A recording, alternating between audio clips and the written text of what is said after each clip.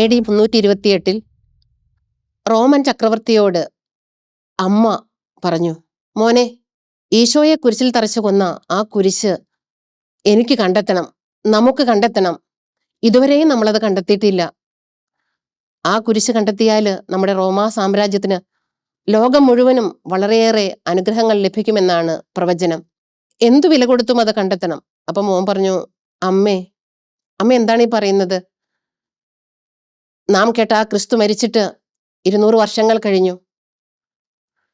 ഇനി അതെങ്ങനെ കണ്ടെത്താം? എവിടെയാണ് ആ കുരിശെന്ന് ആർക്കും അറിയില്ല. അന്നത്തെ ആ ജെറുസലേം, ആ സ്ഥലമെല്ലാം തകർക്കപ്പെട്ടു. അമ്മ ഇനി എങ്ങനെയാണ് അത് കണ്ടുപിടിക്കുക? മോനെ, നീ എനിക്ക് പടയാളികളുടെ സഹായം തന്നാൽ മതി, ജോലിക്കാരുടെ സഹായം തന്നാൽ മതി. എന്ത് വില കൊടുത്തും ഞാനത് കണ്ടുപിടിക്കാം. അമ്മേ, ഇത് ഉന്നതത്തിൽ നിന്നുള്ള ദൈവത്തിന്റെ തീരുമാനമാണെങ്കിൽ ഇത് നടക്കും. എന്തു സഹായം അമ്മയ്ക്ക് ചെയ്തു തരാനായിട്ട്, ഏത് പടയാളികളെയും ഏത് സേവകരെയും അമ്മയ്ക്കായിട്ട് വിട്ടുതരുവാനായിട്ട് ഞാൻ തയ്യാറാണ്. അമ്മ ഇറങ്ങിക്കോ. അങ്ങനെ 2000 ജോലിക്കാരും ഗവേഷകരും ചരിത്രം പഠിക്കുന്നവരും സന്നാഹവും ചേർന്ന് ജെറുസലേമിലേക്ക് മുന്നേറുകയാണ്. ബിഷപ്പ് മക്കാരിയോസിന്റെ സഹായവും അവർക്കുണ്ട്. ജെറുസലേമിലെത്തി എവിടെയാണ് കുരിശ്, എങ്ങനെയാണ് കണ്ടെത്തുക? അവര് അറിയാവുന്ന സ്ഥലങ്ങളെല്ലാം കുഴിച്ചു, പഠനം വെച്ച് പരമാവധി അന്വേഷിച്ചു. അങ്ങനെ 2 കൊല്ലത്തെ കഠിനമായ പരിശ്രമത്തിന് ശേഷം ഈശോയുടെ കുരിശ് ജെറുസലേമിൽ നിന്ന് കണ്ടെത്തി. ഈശോയുടെ കുരിശ് കണ്ടെത്തുവാനായിട്ട് പ്രചോദനവും സഹായവും നൽകിയ റോമൻ ചക്രവർത്തിയായ കോൺസ്റ്റന്റൈന്റെ അമ്മ ഹെലന രാജ്ഞിയെ കുറിച്ചാണ് ഇന്ന് നമ്മൾ പരിചയപ്പെടുക.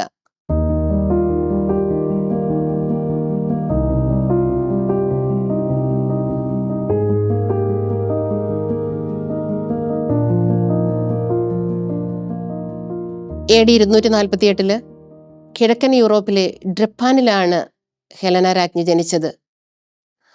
ഒരു പ്രഭു കുടുംബത്തില്. ജൂലിയ ഫ്ലാവിയ ഹെലന എന്നായിരുന്നു അവളുടെ യഥാർത്ഥ പേര്. സുന്ദരിയും സുശീലയുമായ വ്യക്തിത്വത്തിന് ഉടമ. ഇവളുടെ ഈ നല്ല വ്യക്തിത്വത്തെ ഇഷ്ടപ്പെട്ട റോമൻ ആർമിയുടെ ജനറൽ ഓഫീസറായ കോൺസ്റ്റാന്റിയോസ് ഇവളെ വിവാഹം ചെയ്തു. 270 വിവാഹം. 274 ഇവർക്കൊരു മകനുണ്ടായി, കോൺസ്റ്റന്റൈൻ, പിന്നീട് ചക്രവർത്തിയായ കോൺസ്റ്റന്റൈൻ ഒന്നാമൻ. വിവാഹ ജീവിതത്തിലൂടെ സന്തോഷകരമായിട്ട് ഇവർ മുന്നോട്ട് പോവുകയാണ്. അന്ന് റോമ ഭരിച്ചിരുന്നത് ഡയക്ലീഷ്യൻ ചക്രവർത്തിയും മാക്സിമിയനുമായിരുന്നു. ഈ ചക്രവർത്തിമാർക്ക് പ്രായമായി വരികയാണ്. അവരൊരു തീരുമാനമെടുത്തു, അടുത്ത ചക്രവർത്തിമാരായിട്ട് നമുക്ക് അവരോധിക്കാനുള്ള വ്യക്തികളെ ഇപ്പോൾ തന്നെ നമുക്ക് നിശ്ചയിക്കാം. അങ്ങനെ കോൺസ്റ്റന്റിയോസ് നിശ്ചയിക്കപ്പെടുകയാണ്. മാക്സിമിയൻ ചക്രവർത്തിക്ക് പകരമായിട്ട് അടുത്ത ചക്രവർത്തിയായിട്ട് പാശ്ചാത്യ റോമൻ പ്രദേശങ്ങളുടെ അധികാരിയായിട്ട് കോൺസ്റ്റന്റിയോസിനെ അവർ നിയമിക്കുകയാണ്. ഇപ്പോൾ നൽകുന്നത് സീസർ പദവിയാണ്. അങ്ങനെ ഈ സീസർ പദവി നൽകി അവരെ നിശ്ചയിക്കാൻ വേണ്ടിയിട്ട് തങ്ങൾ താമസിച്ചു കൊണ്ടിരിക്കുന്ന പ്രദേശത്ത് നിന്ന് റോമിലേക്ക് വിളിക്കുകയാണ്. റോമിൽ നിന്ന് അല്പം അകലെയുള്ള ഒരു സ്ഥലത്താണ് ഇവരുടെ കുടുംബം താമസിക്കുന്നത്. ഈ ജനറൽ ഓഫീസറിനെ റോമിലേക്ക് വരുത്തി. അവിടെ വന്നപ്പോൾ ചക്രവർത്തിമാർ പറഞ്ഞു, മാക്സിമിയൻ ചക്രവർത്തി പറഞ്ഞു, കോൺസ്റ്റൻസിയോസ്, നിങ്ങൾ ഭാവിയിൽ ഇവിടുത്തെ ചക്രവർത്തി ആകാനുള്ളതാണ്. അതുകൊണ്ട് ഒരു കാര്യം ചെയ്യണം, ഈ ചക്രവർത്തി കുടുംബവുമായിട്ട് നിങ്ങൾക്കൊരു ബന്ധം വേണം. അതുകൊണ്ട് എൻ്റെ മകളെ നിങ്ങൾ വിവാഹം ചെയ്യണം. അപ്പൊ പെട്ടെന്ന് കോൺസ്റ്റൻസിയോസ് പേടിച്ചുപോയി, വിഷമിച്ചു പോയി. ഞാൻ ഓൾറെഡി വിവാഹിതനാണല്ലോ, നിങ്ങൾ കാര്യങ്ങളെല്ലാം മറന്നേക്കൂ, ഇനി ഇവിടെ തന്നെ താമസിക്കണം, ആ വിവാഹ ബന്ധം മറന്നേക്കൂ എന്ന് പറഞ്ഞിട്ട് നിർബന്ധിച്ച് മാക്സിമിയന്റെ മകളായ തേഡോറയെ വിവാഹം കഴിപ്പിക്കുകയാണ്. വീട്ടില് ഹെലന രാജ്ഞി ഇതൊന്നും അറിയുന്നില്ല. യുദ്ധത്തിനും പരിശീലനത്തിനുമായിട്ട് പോയിരിക്കുകയാണ് ഭർത്താവ് എന്നുള്ള പ്രതീക്ഷയിൽ അങ്ങനെ ഇരിക്കുകയാണ്. ഏറെ നാളുകൾക്ക് ശേഷം ഒരു ഭടൻ വഴിയാണ് തൻ്റെ ഭർത്താവിനെ നഷ്ടപ്പെട്ടു, തൻ്റെ ഭർത്താവ് മറ്റൊരു സ്ത്രീയെ വിവാഹം ചെയ്തു എന്നറിയുന്നത്. ഹെലനയുടെ മനസ്സ് വല്ലാതെ വേദനിച്ചു. ജീവിതത്തിന്റെ എല്ലാ സന്തോഷങ്ങളിൽ നിന്നും പിൻവാങ്ങേണ്ടി വന്നു. ഒരു വിധവയെ പോലെ ലളിതമായ വസ്ത്രം ധരിച്ച് ഏകാന്തമായിട്ട് അങ്ങനെ കഴിഞ്ഞുകൂടുകയാണ്. രാജ്ഞിയുടെ വേദനാജനകമായ ഈ അവസ്ഥ കണ്ട ഭടൻ, അടിമയായ ദാവൂദ് വന്ന് രാജ്ഞിയോട് പറഞ്ഞു, രാജ്ഞി, അങ്ങയുടെ വേദന ഞാൻ കാണുന്നു.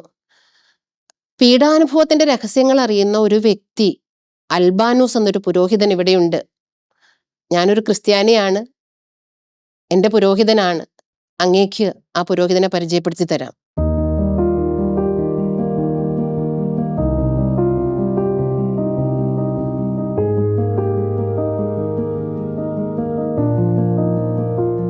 നമുക്ക് എന്തായിരുന്നു അന്നത്തെ സാഹചര്യം എന്നൊന്ന് അല്പം കൂടി വിശദമായിട്ടൊന്ന് മനസ്സിലാക്കാം. ഇനി ഹെലനയുടെ മുന്നോട്ടുള്ള ചരിത്രം അറിയുമ്പോൾ അത്യാവശ്യമായിട്ട് നമുക്ക് അന്നത്തെ ജെറുസലേമിന്റെ ചരിത്രം കൂടി അറിഞ്ഞിരിക്കണം. റോമൻ ഭരണത്തിന് കീഴിലായിരുന്നു അന്ന് ജെറുസലേം. BC 63 മുതൽ AD 70 വരെ റോമൻകാരാണ്, റോമൻ ഭരണത്തിന് കീഴിലായിരുന്നു ജെറുസലേം.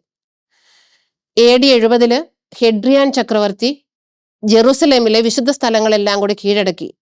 ഹെഡ്രിയാൻ ചക്രവർത്തി എന്ന് പറഞ്ഞു, ഈ ജെറുസലേമില് നമ്മുടെ ഭരണത്തിന് കീഴില് യഹൂദരോ ക്രിസ്ത്യാനികളോ വേണ്ട, അതുകൊണ്ട് അവർ പ്രാധാന്യത്തോടെ കരുതുന്ന, അവർ ആരാധിക്കുന്ന ഈ സ്ഥലങ്ങളെല്ലാം നമുക്ക് നശിപ്പിക്കാം, ഇവിടെ നമുക്ക് നമ്മുടെ ദേവന്റെ ക്ഷേത്രം പണിയാം. അങ്ങനെ ഗാഗുൽത്ത മലയുടെ മുകളില് അന്നുണ്ടായിരുന്ന തിരുശേഷിപ്പുകളെല്ലാം അവർ നിശേഷം തകർത്ത് കളഞ്ഞുകൊണ്ട് അവിടെ വീനസ് ദേവതയുടെ ഒരു ക്ഷേത്രം പണിയുകയാണ്. അതുപോലെ തന്നെ യേശു അടക്കിയ കല്ലറയുടെ മുകളിൽ ജൂപ്പിറ്റർ ദേവന്റെ ക്ഷേത്രവും പണി കഴിപ്പിച്ചു. റോമ സാമ്രാജ്യത്ത് ക്രൈസ്തവർക്ക് യാതൊരു സ്വാതന്ത്ര്യവുമില്ല, അവരെ പീഡിപ്പിക്കുന്ന കാലഘട്ടം. സ്വാതന്ത്ര്യത്തോടു കൂടി ഈശോയെ ഒന്ന് ആരാധിക്കാൻ പോലും സാധിക്കുകയില്ല. അങ്ങനെ ഈശോയെ ആരാധിക്കാൻ സ്വാതന്ത്ര്യമില്ലാത്ത ജനതകളുടെ ഇടയിൽ ഈശോയെക്കുറിച്ച് കേട്ടിട്ട് പോലും ഇല്ലാതെ ഹെലന മുന്നോട്ട് പോവുകയാണ്. ഹെലനയുടെ ജീവിത ദുഃഖത്തിന്റെ നിമിഷങ്ങളിൽ അൽബാനൂസ് പുരോഹിതൻ ഹെലനയോട് പറഞ്ഞു, പീഡാനുഭവത്തിന്റെ രഹസ്യങ്ങൾ അങ്ങേക്ക് ഞാൻ പറഞ്ഞു തരാം. അപ്പൊ ഹെലന ചോദിച്ചു, പീഡാനുഭവത്തിന്റെ രഹസ്യങ്ങളോ പുരോഹിതൻ, നിങ്ങൾ എന്താണ് പറയുന്നത്? അപ്പൊ അൽബാനോസ് പുരോഹിതൻ പറഞ്ഞു, ഈ രഹസ്യം എന്ന് പറയുന്നത് ഒരു വ്യക്തിയാണ്. അപ്പോ ഹെലനയ്ക്ക് ഒന്നും കൂടി അത്ഭുതമായി, വ്യക്തിയോ, രഹസ്യം വ്യക്തിയോ? അപ്പൊ അൽബാനോസ് പറഞ്ഞു, ഞാൻ അദ്ദേഹത്തിന്റെ, ക്രിസ്തുവിന്റെ ഒരു എളിയ ദാസനാണ്. ക്രിസ്തുവാണ് പീഡാനുഭവത്തിന്റെ രഹസ്യമായ ആ വ്യക്തി. ക്രിസ്തുവില്ലെങ്കിൽ ഞാൻ സീറോയാണ്. അപ്പൊ ഇത് കേട്ടപ്പോ ഹെലനയ്ക്ക് ഭയങ്കര ഒരു അത്ഭുതം. എന്നിട്ട് ഈ പുരോഹിതൻ തുടർന്നു, ക്രിസ്തു കാൽവരിയിൽ കുരിശ് വഹിച്ചുകൊണ്ട് ലോകജനതയ്ക്ക് മുഴുവൻ വേണ്ടി കുരിശിൽ മരിച്ചു. അപ്പോ ഹെലനയ്ക്ക് ഒന്നും കൂടി അത്ഭുതം ആയി. ഇതെന്ത്, മനുഷ്യരെ രക്ഷിക്കാൻ വേണ്ടിയിട്ട് കുരിശിൽ മരിക്കുക? അപ്പം അൽബാനോസ് പറഞ്ഞു, ഈ കുരിശ് രക്ഷയാണ്, അതൊരു സങ്കടകരമായ കാര്യമല്ല.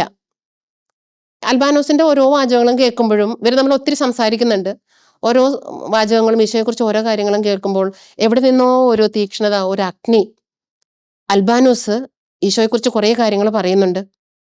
എല്ലാ കാര്യങ്ങളും കേൾക്കുമ്പോൾ ഹെലനയ്ക്ക് ഉള്ളിലൊരു അഗ്നി, ഒരു തീക്ഷ്ണത, ഒരു ജീവൻ. മറ്റൊരു ദിവസവും ഇതുപോലെ തന്നെ ഒരു പ്രയറിന് ഇവർ ഒരുമിച്ച് കൂടുകയാണ്. പ്രാർത്ഥിക്കുവാനും ആരാധിക്കുവാനും ക്രിസ്ത്യാനികൾക്ക് അന്ന് സ്വാതന്ത്ര്യമില്ല. അൽബാനോസ് പുരോഹിതന്റെ നേതൃത്വത്തിൽ അവർ ഒരു റൂമിൽ ഒരുമിച്ച് കൂടി പ്രാർത്ഥിക്കുകയാണ്, സങ്കീർത്തനങ്ങൾ വായിക്കുകയാണ്, ഈശോയെക്കുറിച്ച് പറയുകയാണ്. അതിൻ്റെ ഇടയിൽ അൽബാനോസ് ഇങ്ങനെ പറഞ്ഞു, ക്രിസ്തുവിന്റെ കുരിശ് ജീവൻ നൽകുന്നതാണെന്ന് ജർമ്മൻകാർ പറഞ്ഞു വെച്ചിട്ടുണ്ട്. ആ കുരിശ് ഇതുവരെയും കിട്ടിയിട്ടില്ല. അത് കണ്ടുകിട്ടണമെന്ന് എനിക്ക് ആഗ്രഹമുണ്ട്. ഈ കുരിശിനെ കണ്ടുകിട്ടിയാൽ റോമ സാമ്രാജ്യം മുഴുവൻ ക്രിസ്തുവിന്റെ പ്രബോധനങ്ങൾ കൊണ്ട് നിറയുമെന്നാണ് പ്രവചനം. ഇത് കേട്ടപ്പോൾ ഹെലന രാജ്ഞിയുടെ ഉള്ളിലും ഒരാഗ്രഹം, ക്രിസ്തുവിന്റെ കുരിശ് കണ്ടുപിടിക്കണമെന്ന്. അങ്ങനെ പറഞ്ഞുകൊണ്ടിരിക്കുമ്പോൾ പെട്ടെന്ന് അവരുടെ പ്രാർത്ഥിച്ചുകൊണ്ടിരിക്കുന്ന റൂമിന്റെ അവിടെ ശത്രുക്കളുടെ സ്വരം. പടയാളികള്, ശത്രുക്കള്, ഡയക്ലീഷ്യൻ ചക്രവർത്തി ഏൽപ്പിച്ച പീഡകര് വന്ന് ഇവരെ തട്ടിത്തെറിപ്പിച്ചു. ഇവരെല്ലാവരും ചിതറിക്കപ്പെട്ട് പുറത്തേക്ക് പോയി. അൽബാനോസ് പുരോഹിതനെ ഇവരെ പിടിച്ചു കൊണ്ടുപോയി വധിക്കുകയാണ്. അപ്പോഴാണ് ഹെലന രാജ്ഞി ഈ ഭീകരത, ഈ പീഡനത്തിന്റെ ഭീകരത അറിയുന്നത്. വേദനയോടെ ഹെലന രാജ്ഞി പോയി. എങ്കിലും അൽബാനോസിന്റെ മുഖത്തുണ്ടായിരുന്ന തീക്ഷ്ണതയും മരിക്കാൻ പോലും റെഡിയായിട്ടുള്ള ആ ഒരു സന്തോഷവും തീക്ഷ്ണതയെല്ലാം കണ്ടപ്പോൾ പ്രചോദനം ഹെലന രാജ്ഞിയുടെ ഉള്ളിൽ വീണ്ടും വീണ്ടും കൂടിക്കൊണ്ടിരിക്കുകയാണ്.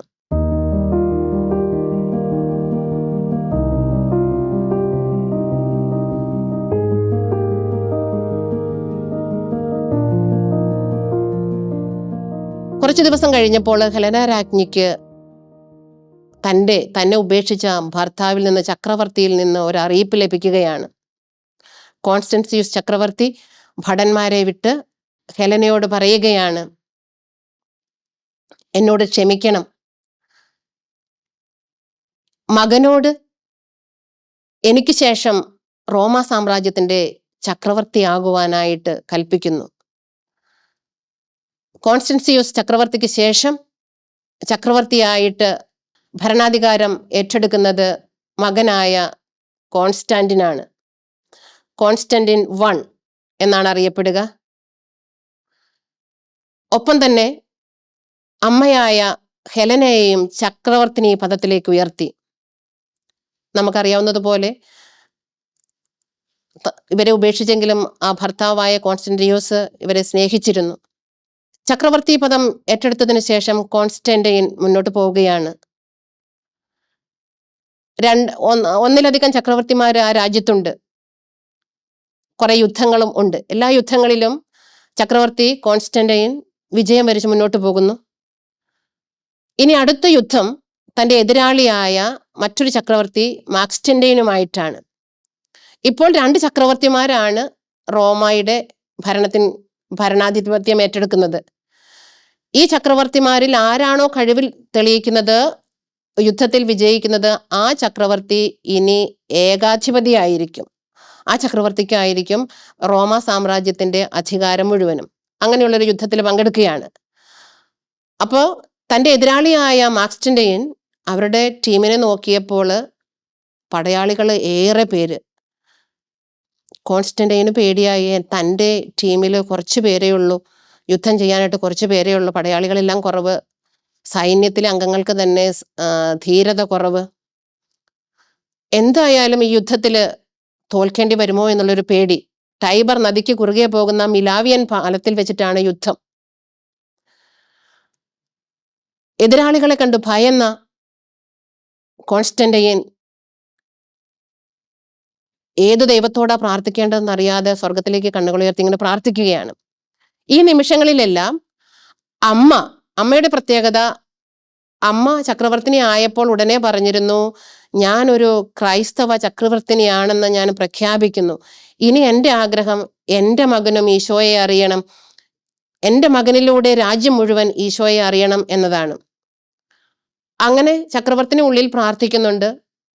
ഈ യുദ്ധ അവസരത്തില് മകന്റെ ഈ നിസ്സഹായാവസ്ഥയില് അമ്മയും മകന് വേണ്ടി പ്രാർത്ഥിക്കുന്നുണ്ട്. സത്യദൈവം ഏതെന്നറിയാതെ മകൻ ഉന്നതങ്ങളിലേക്ക് കണ്ണുകൾ ഉയർത്തി ആ യുദ്ധരംഗത്ത് മുട്ടുകുത്തി പ്രാർത്ഥിക്കുകയാണ്.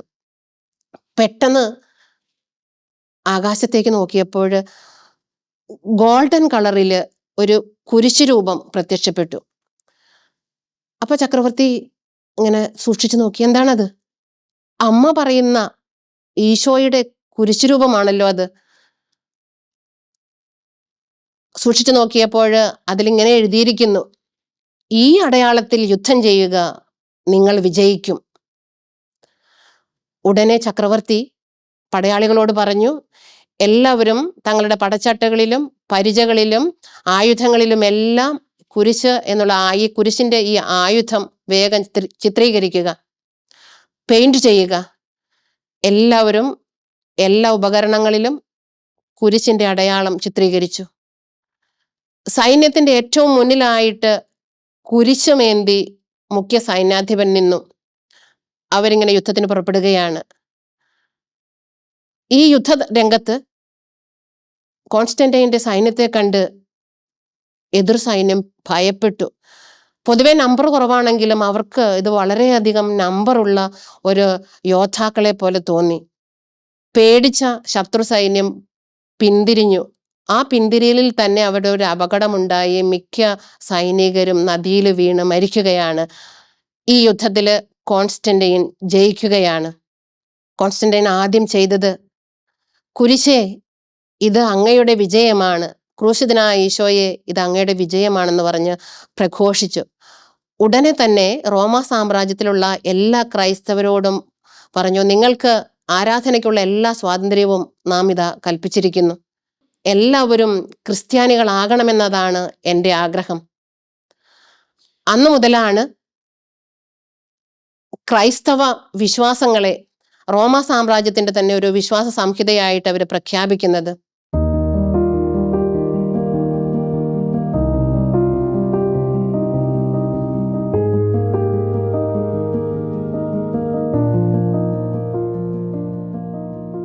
സന്തോഷത്തോടു കൂടെ മുന്നോട്ട് പോവുകയാണ്. ഈ അനുഭവങ്ങളിലെല്ലാം, ഈ സംഭവങ്ങളിലും ഇതിൻ്റെ ഇടയ്ക്കെല്ലാം രാജ്ഞി ചെയ്യുന്നത്, രാജ്ഞിക്കാണ് ഖജനാവിൻ്റെ എല്ലാം ചുമതല. രാജ്ഞി ആ രാജ്യത്തിലുള്ള പാവങ്ങളുടെ എല്ലാ സേവനത്തിന് മുൻതൂക്കം കൊടുക്കുന്നു. അതുപോലെ തന്നെ ക്രൈസ്തവ പ്രബോധനങ്ങൾ ഏവർക്കും കൊടുക്കുന്നു. ആശുപത്രികൾ പണിയുന്നു. സേവനത്തിനാണ് മുൻതൂക്കം കൊടുക്കുന്നത്. മുന്നോട്ട് പോകുമ്പോൾ ക്രൈസ്തവർക്ക് പീഡനങ്ങളിൽ നിന്ന് വിമുക്തി നൽകാൻ വേണ്ടിയിട്ടുള്ള മിലാൻ വിളംബരം അവര് ഒപ്പുവെച്ച് പ്രഖ്യാപിക്കുകയാണ്.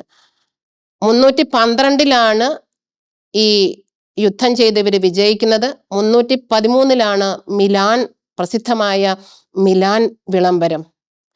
മിലാൻ വിളംബരത്തിലൂടെയാണ് ക്രൈസ്തവ സഭയ്ക്ക് സ്വാതന്ത്ര്യം ലഭിക്കുന്നത്.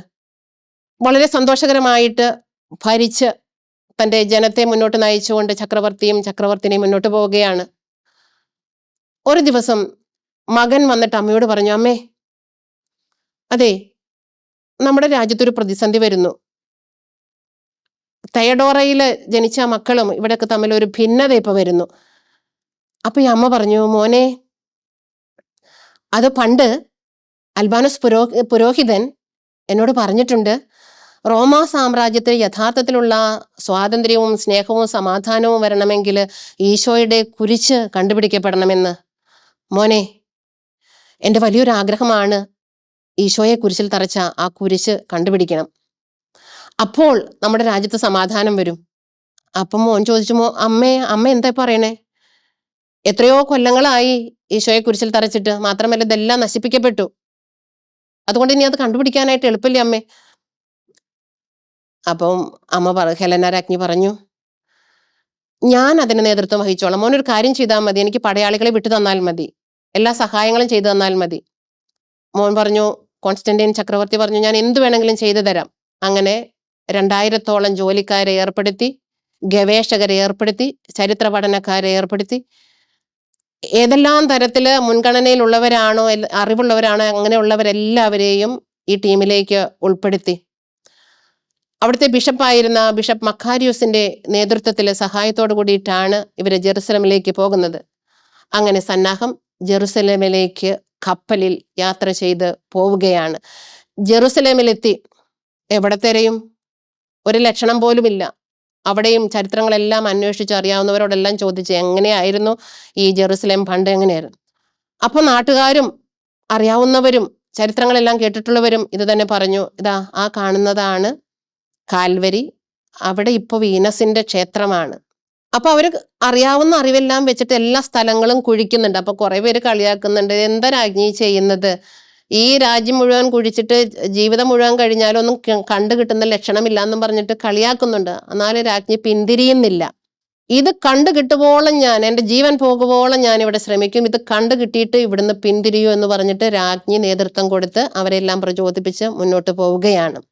ഈശോയുടെ കുരിശിന്റെ ചരിത്രം എങ്ങനെയാണെന്ന് അറിയുന്നത് നമുക്ക് നല്ലതാണ്. എങ്ങനെയാണത്?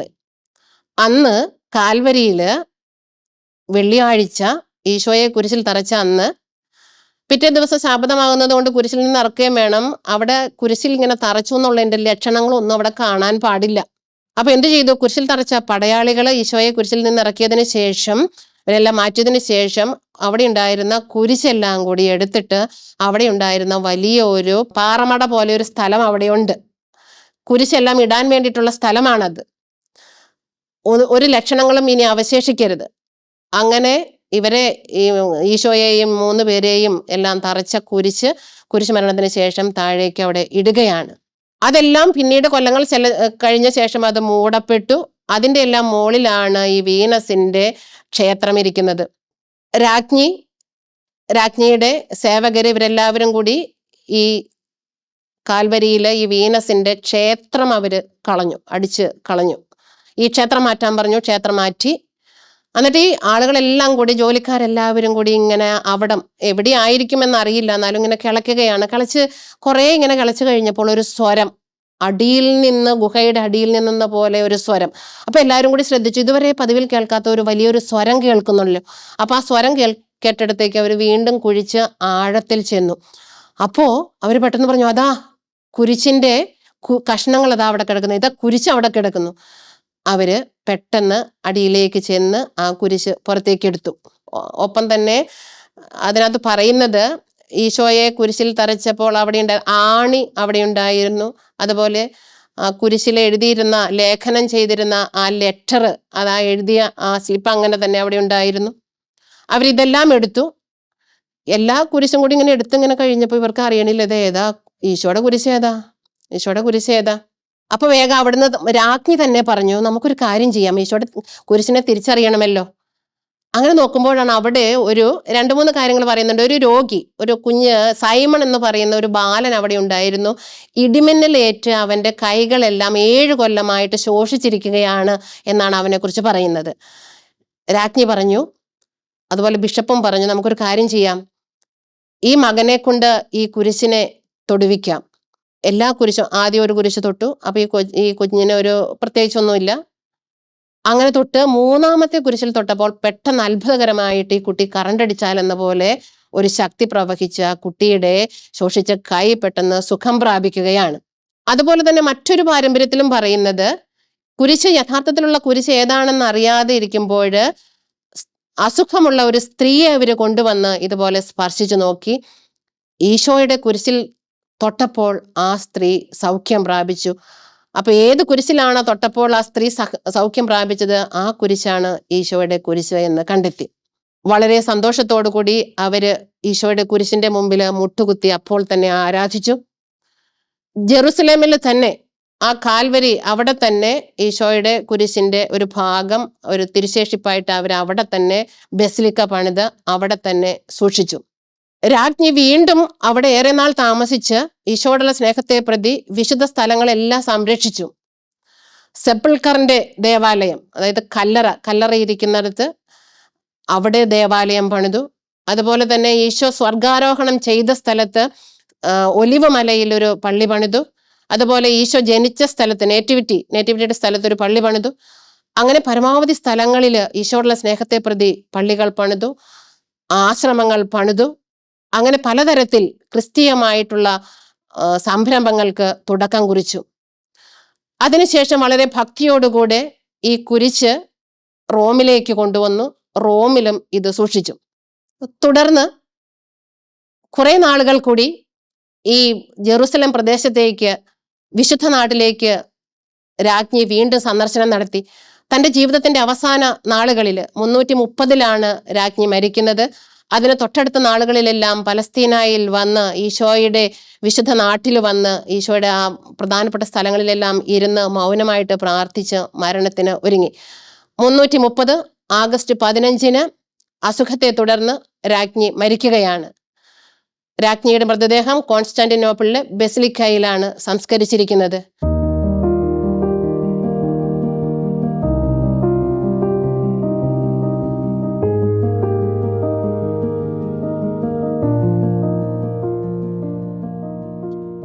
വിശുദ്ധ എന്ന് അറിയപ്പെടുന്ന ഈ രാജ്ഞി ഒട്ടേറെ കാര്യങ്ങളുടെ മധ്യസ്ഥയാണ്.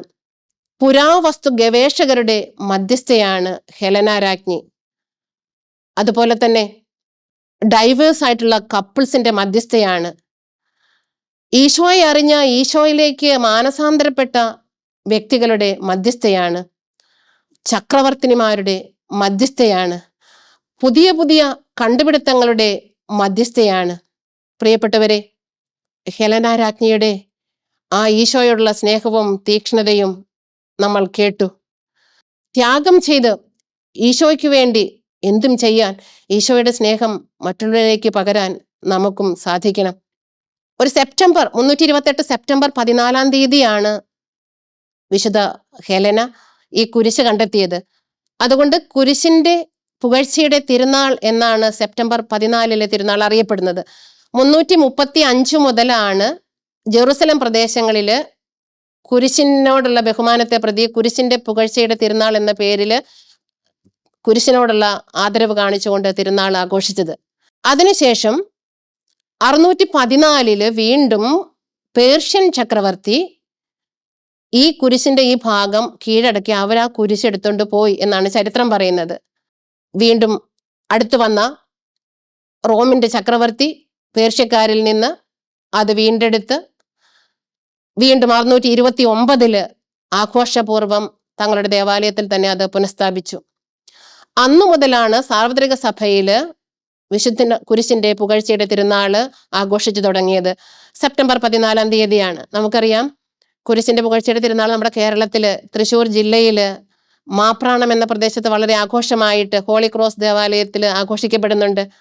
ഹെലന രാജ്ഞി കണ്ടുപിടിച്ച ആ കുരിശിന്റെ ഒരു ഭാഗം റോമിൽ നിന്ന് മാപ്രാണത്ത് കൊണ്ടുവന്ന് ഭക്ത്യാദരപൂർവം അതിൽ പങ്കെടുക്കുകയും ഒത്തിരിയേറെ അത്ഭുതങ്ങൾ ആ കുരിശിൽ നിന്ന് ജനം സ്വീകരിക്കുകയും ചെയ്യുന്നു. പ്രിയപ്പെട്ടവരെ, കുരിശ്, ഈശോയുടെ കുരിശ് നമ്മുടെ ജീവിതത്തിന്റെ ശക്തി കേന്ദ്രമാണ്, രക്ഷാകേന്ദ്രമാണ്. കുരിശിൽ നിന്ന് മാറി നമുക്കൊരു ജീവിതമില്ല. മുന്നോട്ട് നീങ്ങുവാൻ ഓരോ നിമിഷവും നമ്മെ പ്രചോദിപ്പിക്കുന്നത് സർവരെയും രക്ഷിക്കുന്ന ഈശോയുടെ കുരിശാണ്. വിശുദ്ധ ഹെലന രാജ്ഞിയും ഈ കുരിശിനോടുള്ള സ്നേഹത്തിൽ വളരുവാൻ നമ്മെ സഹായിക്കട്ടെ. ഈശോയുടെ വിശുദ്ധ കുരിശ് ലോകം മുഴുവനെയും സംരക്ഷിക്കട്ടെ എന്ന് നമുക്ക് പ്രാർത്ഥിക്കാം.